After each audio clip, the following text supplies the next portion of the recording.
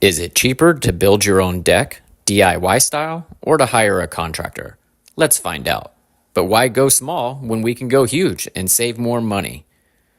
Oh yeah, and the space? This is where we're going to build it. Starting with the layout lines, we're going to get this baby nice and square. Before I go over the price quotes from contractors and the cost breakdown to go the DIY route, I wanted to take a beat and explain why I've been DIYing so many outdoor projects lately. You see, last year we bought this house, and it was a boring builder-grade home, although we loved it. But basically, that's a fancy way of saying it's a blank canvas, and I want to customize it. At least the artist in me is saying that. And with inflation through the roof, I plan to DIY my entire home into a place we never want to leave. I mean, that's the goal anyway. And since summer is around the corner and the weather is heating up, let's turn my backyard into an oasis, one project at a time. That's literally what I keep telling my wife. Now, I don't mind investing money and sweat equity into my home.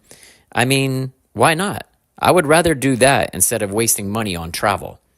Traveling is fun, but lately, if you haven't noticed, it's kind of a nightmare out there in the world. If you want to take a family trip to Disney or somewhere like that, it's going to cost between $5,000 and $9,000 for a few days. And we're not even talking about the food or the fuel or the plane rides. I never understand this time of the year. Literally, everyone I know immediately starts setting up trips and vacations. And I always ask myself, why? You're going to spend a fortune on a vacation just to be crammed up and sandwiched between others on a flight. Or worse, drive for several hours on a miserable car ride, and then stop and snap selfies at Buc-ee's as if it was an awesome destination. I mean, it's a gas station, right? I'm not picking on Buc-ee's. I've never been there, but I'm sure it's awesome. If you've been there, by the way, let me know. I gotta know what's so big about it. What's so cool? Don't get me wrong. There's nothing wrong with traveling, and if you love to travel, that's cool with me.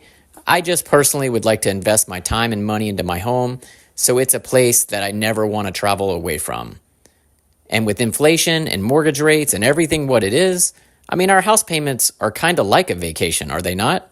They're so expensive. Why would I spend all this money on this house just to try to leave it every chance I get? Call me old-fashioned, but that's the way I see it. Oh, and did you see these little stop portion blocks I put on top of the joist? These are ensuring that the whole thing is flat. That way I won't have any highs or lows. And the lag screws, here's what I've been using. My boy supervised, but I do want to say off camera I came back in with some large lag bolts just to reinforce the structural soundness of these floor joists.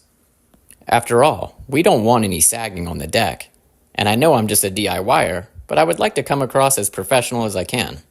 All right. You want to talk numbers. I know. Let's go over some. So for contractors to do a deck this size with pressure-treated lumber, concrete, nails, screws, composite decking, you name it, it was going to be around $50 to $60 a square foot. So that's around $15,000 to $16,000 cost for a contractor to come out and do this. And this technique right here is called blocking. What this does is it helps stabilize the deck laterally with movement. You see, sometimes when you're framing, it kind of stands up like a deck of cards. Picture building a tower out of cards and it wants to sway side to side. Well, that blocking ensures that it won't. And this tape, now this was crazy. I would rather go makeup shopping with my wife before ever doing that again. But the professional deck guys are putting this tape down everywhere, and it's basically waterproofing the top layer of the pressure-treated lumber. And I know, I get it. You're thinking like I am, but it's pressure-treated lumber. It's going to last a long time. And that is true. But this is just one extra measure, and it's the latest in carpentry to do it, so why not? Anything I can help mitigate water, I think is the best way to go. This is my first deck build. I've built a lot of things before, but I've never done this. And I've definitely never used composite decking. This stuff is awesome. Now it is kind of heavy, but the finished look, nothing compares to it. It's really legit. And it's going to last a long time. Now the only downside that I've noticed while building is it's prone to scratches. So that's kind of a bummer, especially with kids running all over it. But we'll see how it holds up. The deck goes together really well. It's got these hidden fasteners that are in between each plank. And you have to screw them down, which makes it really cool and snug to the floor joist. But the only bummer is you have to be squatting, so your lower back is killing you the entire time. So if you're a deck guy, I definitely want you to chime in and let me know, if I build a deck again, is there a technique or a way I can do this without having to bend over and stay hunched like this? It was terrible. Okay, let's talk my cost. I bought my materials from Lowe's, and since I went big, I was able to save nearly $1,200 in material cost. Wow, that's a huge savings if you ask me. But I guess since you're not, we'll just move on. But because the materials were in bulk, I was able to save 10%. And I got a military discount for another 10% off. I mean, how do you beat that? And by the way, I did comparison shopping from other large companies, and they were nearly $2,000 more expensive in just the material cost. My total cost with all materials included was $4,400. That's awesome, right? Now, I did get a huge discount of 20% like I explained before, but I still think that's fantastic. This deck is huge. It's almost 400 square feet. Just a little under, really. That was a good miter joint, right? And you see these seams right here? They look pretty rough. But I always meant for it to be like that. You see, I didn't want two butt joints coming together, so I decided I was going to run a border right down the middle, and I used my track saw to cut this out. That came out really well. Now we just have to see if this border is going to pop into place and see if I got my measurements right. Because if I'm wrong, that's not going to be good. Oh, yes. Add a little foot pressure, and before you know it, it's beautiful. I think I got lucky, to be honest. But we have to drill these things down from the top, but they come with these really cool plugs. Look at this. It's just going to disappear on you. How cool.